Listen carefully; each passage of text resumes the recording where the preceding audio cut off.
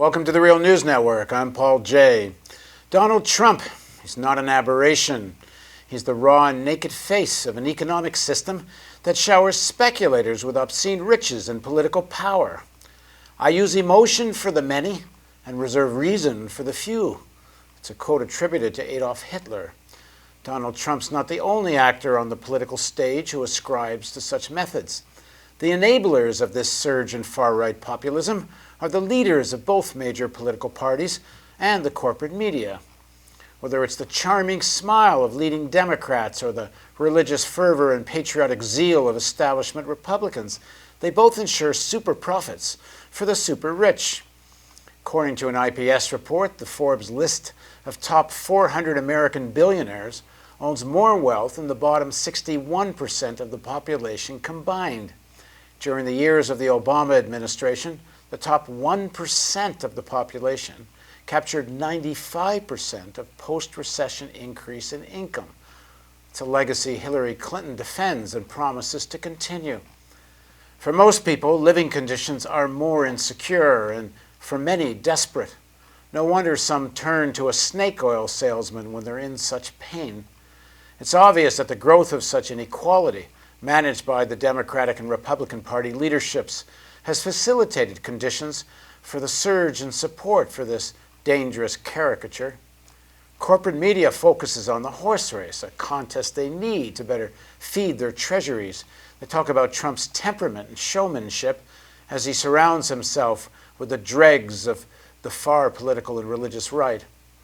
The liberal media mostly ignores the complicity of their own political heroes. Instead, they feast on a morbid fascination with Trump's outrageous racism and xenophobia. They hide the underlying truth.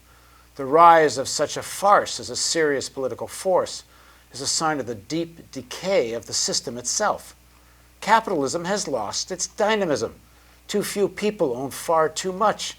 More profits are generated from parasitical speculation than productive investment. The elites who revel on the deck of the Titanic have next to no interest in the well-being of the majority of people. From climate disaster to the destructive orgy of unrestrained finance, the billionaire class and their political minions are not even capable of dealing with threats to the very system that made them so wealthy. It's the whole of humanity that will pay the price. The ruling elites are dysfunctional. Their answer in times like these has always been war. They're not fit to rule. The movements in support of the Sanders campaign and to defend black lives have challenged the politics of the powerful at an unprecedented scale. If a broad front is built that can contest the elite's control of the political process, it could usher in a new phase of the struggle of the American people. A critical front of this fight is against a corporate news media that makes the rule of billionaires seem so reasonable, civilized, and inevitable. TV news, the gatekeeper of mass consciousness, is critical to the elite's ability to maintain control. They can't wait to write off the Sanders movement, hoping it fades into the annals of American amnesia. Then corporate media can focus on covering a political race that will add to the $6 billion they reap in political advertising.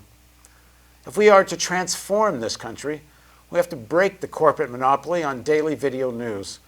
We need to speak to the real concerns of workers, including those who are susceptible to the big lies of political con artists. We need a global platform to discuss and debate what comes next, what's to be done. That's why the Real News is sending teams to the RNC and DNC, and we need your help to do it. We plan to go live from the Republican convention in Cleveland and from inside the Democratic convention in Philadelphia.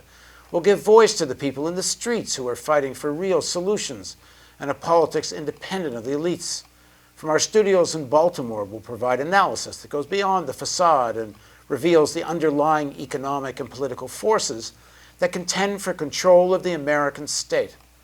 We'll continue to strengthen our uncompromising journalism. But we can't do any of this without you. Please donate during our summer fundraising campaign.